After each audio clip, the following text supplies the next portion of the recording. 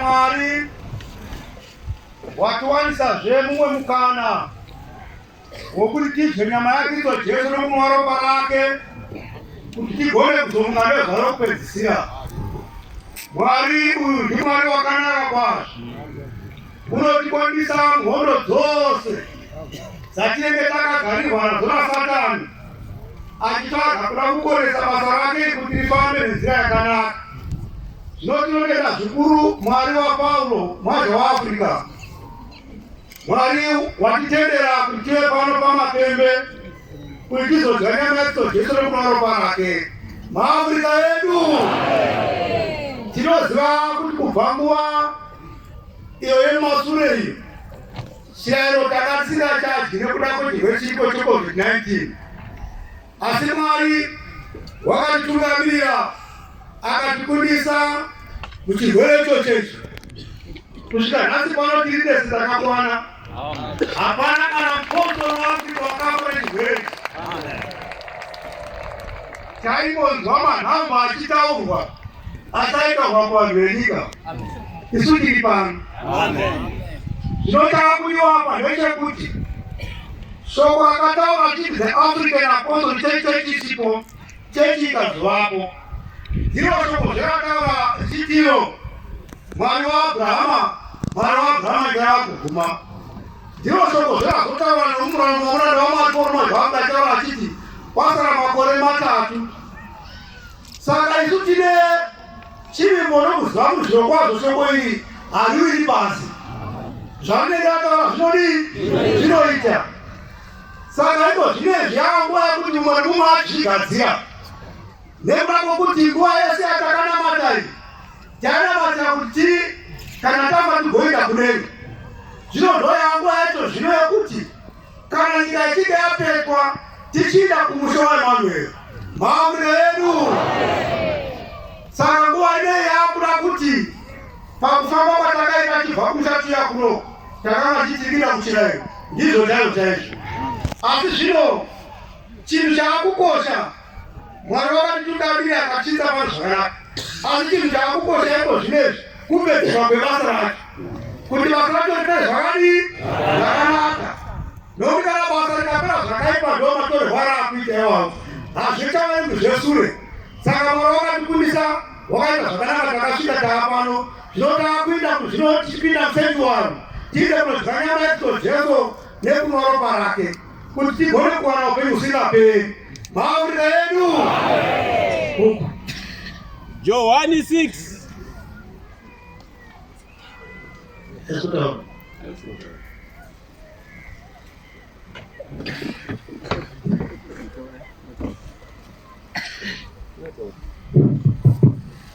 Johani 6 kubva pavhesi 53. Jesu chingwa choupenyu. MaAfrica edu. Zvino takuita kunodya chingwa choupenyu, takuita kunodya Jesu. Jesu ndiye akakunda rufu. Kana tadya Jesu taakukunda zvese. Jesu ndiye akutikundira.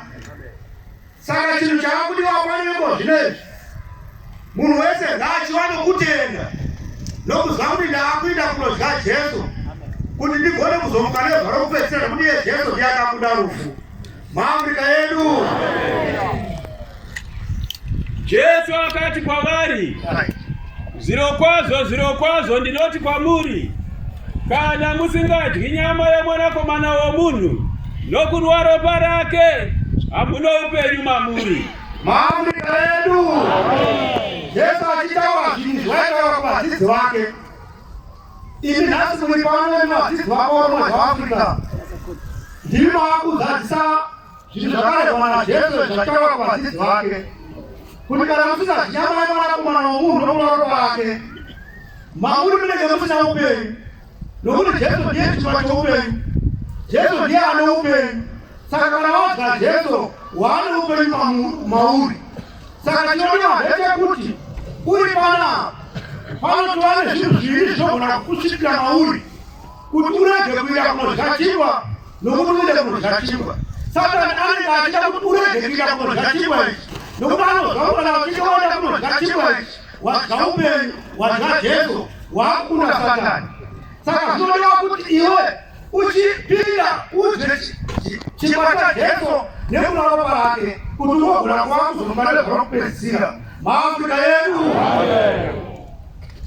unodya nyama yangu, unodya nyama yangu, nounomwa ropa rangu, nounomwa ropa rangu, uno upenyu husingaperi, uno upenyu husingaperi. ini ndichamumutsa nezuva rokupedzisira. Jesu anoti ini ndichazomumutsa nezuva rokupedzisira. Kureva kuti Jesu ndiye akakunda rufu. Kana wadya Jesu amauri, wakugona kumuka. Zvinova ukasaenda kunodya Jesu wacho, haugoni kuzomuka. Ndosaka maona ipo zvinezvi, vanhu vese vasingadi Mwari, vari kushandiswa naSatani, havasi kutoda kuti vanhu vadzisira here chochichi. Nechikonzero chokuti vanhu vakarama zvachingwa ichi vatopona, vatova noupenyu mavari. Saka ipo zvinezvi, chakudiwa kuti iwe chikunda kuti upinde musendi wangu, urege kuramba uri ikoko, zvikuru kuvakadzi aiwa. Zvamakatadzakane vakaregere vanofa kwaJesu. Haikona kuti zvinonesa imi. Nechikonzero chokuti imi Jesu akakufirai, ropa rake rakadonhera pazviri zvenyu. Saka munofanira kuti upinde mujenyamanidzo Jesu nomaropa rake. Nokuti takaona panguva yakapfuura tiri kuudhani kunewo, vakadzi vakanga vakwanisa kureka varume kaviri kana katatu, asi vakamboidzana vakadzi vachinayo varume nevakadzi. Kureva kuti hafu yevakadzi haina kudii, haina kupinda. Zvino aiwaka apa takaona kuti yakaita short notice, nokuti zvakaita kuti vhiki yakateera ndoyakasemire chinayo. Saka vamwe vanogona kuwanda vadarika danda rakawanda mukati medzimba. Asi zvino panapa musangano unovaoperwa nenguva, vanhu vakazvigadzira vakazvitenesa. Saka nguva nekuti vanhu vese vachitanzana kuti vadye chirayiro chache, pindai mose mudye chirayiro ichi, kudzai Jehovha. Nokuti nyama yangu ndizo zokudya zvazokwadi, neropa rangu zokunwa zvazokwadi. Maafrika yedu, tinoziva kuti kusasa uku vanhu vanga vachidya sadza nezvimwe zvakawanda mafurutu nezvimwe zvakadaro. Asi zvanga zviri zvokudya zvokuvaka nyama izvi. Asi zvino patatasana nezvokudya zvokuvaka mweya. Saka Jesu anoti nyama yangu yamukuita kunodya musendi warume, nekuna ropa rangu ramukuita kunonwa musendi warume, ndo zvokudya zvezvokwadi nezvimwe zvezvokwadi. Saka ipo zvinezvi munotarisana nesendi wari kuti vanhu vapinde musendi wari vaine kunodya zvokudya zvezvokwadi zvinovaka mweya zvisingacharaki nyama. Maafrika yedu, unodya nyama yangu, unodya nyama yangu, nounomwa ropa rangu, nounomwa ropa rangu, unogara mandiri, unogara mandiri, neni maari. Maafrika yedu, handiti munoona kudana kwazvo. Kana waenda musendi wanhu wadya nyama yacho Jesu nomunwa ropa rake, Jesu amauri. Kureva kuti iwewe waJesu nekuti chiri mauri ndochodanwa nacho. Maafrika yedu, saka kana Jesu agara mauri chii chichakukunda? Hakuna chichakukunda. Nechikonzero chokuti iye ndiye akakunda zvose. Saka ipo zvinezvi mumwe nemumwe ngavawarire nekutenda kuziva kuti ndapinda musendi wangu ndakunodya Jesu kuti agare mandiri. Maafrika yedu. 1 Korinto 11 kubva pavhesi 23. Tsika dzakafanira patafura yashe. Maafrika yedu, zvino pakudya nyama Jesu nekunwa ropa rake, pane tsika dzipo dzakafanira patafura iyoyo. Saka ipo zvinezvi zvachichakudzidzisai pano ndo zvamuchaita, nekuda kwokuti pazvinhu zvose kana zvichiitwa zvine makirwo azvo uye zvine tsika dzazvo. Saka iyo itsika yetafura yashe yatakukudzidzisai. Nokuti ndakagamuchira kunashe. Mwana wangu aliporoma zvakawanda nokuti ndakagamuchira kunashe. Icho chandakakupai. Icho chandakakupai. Kuti Ishe Jesu nousiku hwakapandukirwa. Ishe Jesu nousiku hwakapandukirwa. Wakatora chingwa. Akati atenda. Akachidodora akati. Ichi ndiwo muviri wangu unomedururwa imi. Ndiwo muviri wangu unomedururwa imi. Itai izvi. Muchindirangarira. Maafrika yedu, zvino mamwe makonde ose anofanira kupfigwa emifungo kuti vanhu zvino varangarire nezvaJesu. Uchiona Jesu akaremera pamuchinjikwa, uchimuona kudero achiroverwa pamuchidzikwa uchiziva kuti zvakaitika nekuda kwangu izvi, kutadza kwangu ndoko kaita kuti uyafe uyu.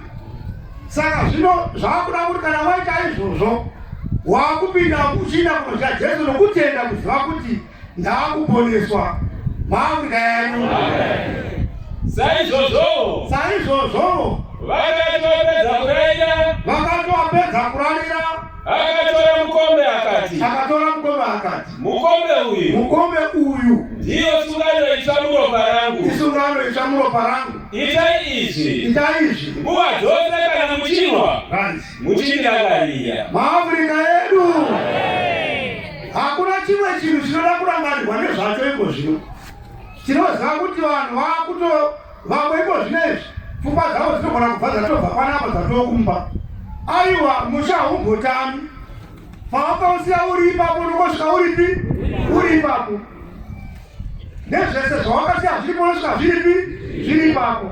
Saka chavakudiwako zvinokurangarira nezvinhu zvoupenyu usingape zvakaakira kunodya nyama ito Jesu nomumaropa rake, kuti tigone kuzonga nezvaro kupedzisira tichikumukira kuupenyu husingaperi, tichibva kuupenyu hwematambudziko hwatiri mahuru. maAfrica yedu nokuti nguva dzose kana muchidya chingwa ichi kana kunwa mukombe uyu munoparidza rufu rwaShe kusvikira achiuya. maAfrica yedu ndopane kukosha manje kwokudya chirayiro chaShe nechikonzero chokuti tiri kuparidza rufu rwaShe kusvika Jesu wacho achiuya kuzotitorazve. Iko zvinezvi wakatifira akatigeza kuti tive pano apa tidzi vapostori vaJesu musangano wavapostori vaAfrica. Tiri pano nekuda kwokufa kwaJesu. Ndokwakaita kuti Paulo mazvakadi auye. Dai Jesu asina kufa Paulo mazvakadi kana asina kutumwa.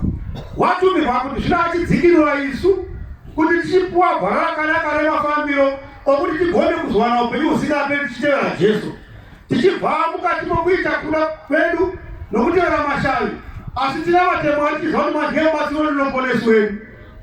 Saka zvino nguva ineyi inguva yekuti mumwe nemumwe paanenge ari usatarise wougere naye pedo newe, nechikonzero chokuti mumwe anogona kusada kupinda umu. Iwe nangana naJesu wako nokuda kwokuti Jesu ndiye anokuponesa. Kudenga hakupindirwani nokuziva vapostori vokwamazha, kunopindirwana nokuda kwemabata ako nemabasa ako iwe aunobata wakapinda padzidzise muranda wako Paulo mazvaAfrica. Nokuti muranda wako ari Paulo mazvaAfrica tinomutenda zvikuru nekuti dzidziso yakanga achitipa yakanga yakakwana, nedzidziso yakutipa iko zvino yakakwana, nekuda kwokuti waitidzidzisa vakadzi nevarume vana vadiki nevese varipo. Saka iko zvine zvapana munhu paungarasika, nekuda kwokuti kana murume akada kurasika mukadzi unobetsereka murume wake kuti apo aiwa muranda wamwari kumozvakuka waiti zvakati apo zvakati zvakati. Saka hapana pangarasika munhu, chero baba namai vakada kurasika vana vanogona kudzora vanabereki vavo. Nechikonzero chokuti paitaura muranda wamwari kumozvake panguva yake akanga achagona kukwira pano nokudzidzisa, waitidzidzisa zvinhu zvichizvibata. Vamunoona vese vakarasika vakanga vauya kudangasirira, ndovakanga vakazitanira nokupa vanhu vesina kugera Satani, vanova kuti vazonamata newe, asi shingairira vanhu vakuti vadii vatendeuke. Saka muranda wamwari kumozvake vakashingairira chose kuti vatendeuke, asi havana kugona kutendeuka nokuti vakaita vakafanira mabasa avo. maAfrica yedu naizvozvo mumwe nomumwe unodya chingwa ichi kana kunwa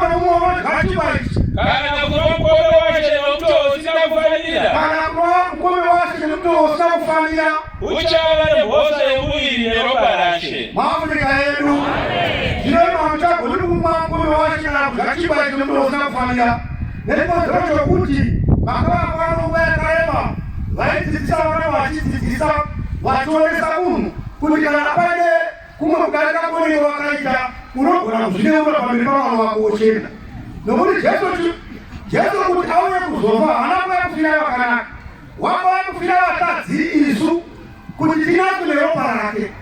Saka kufa kwakaita ikoku ndokunoita kuti kana Satani achinge akuda kupomera kuti uyu ndakamutadzisa pane zvakati, Jesu osudza maoko ake, ropa rake rodonha, ropa riya rodonha chibva pamaoko richidonhera pachivi chako chaGesu saka apana munhu achadya muviri wake nekunorwa kwake nekuti usina kufanira. Saka munhu wese ngaapinda adye nokuti wakafirwa naJesu.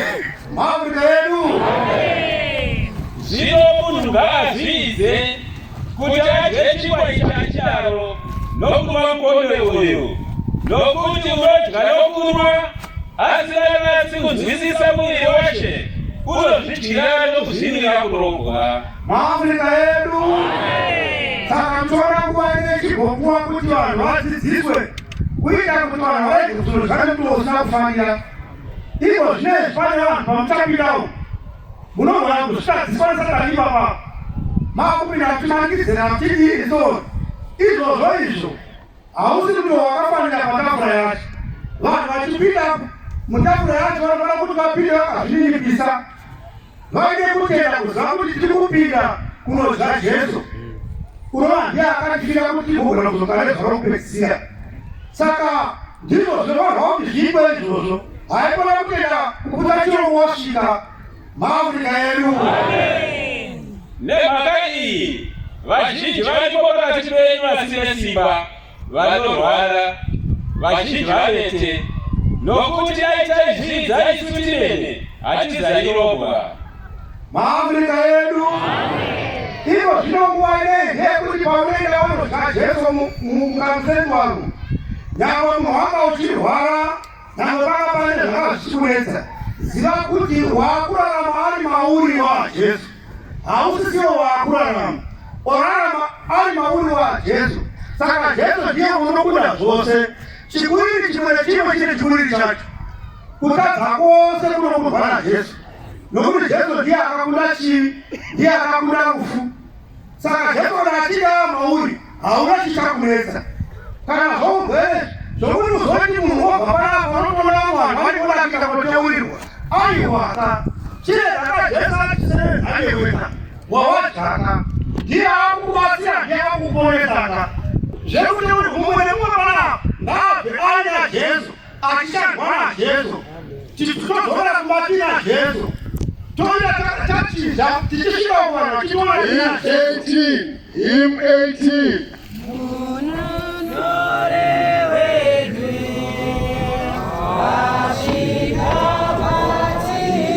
Imagine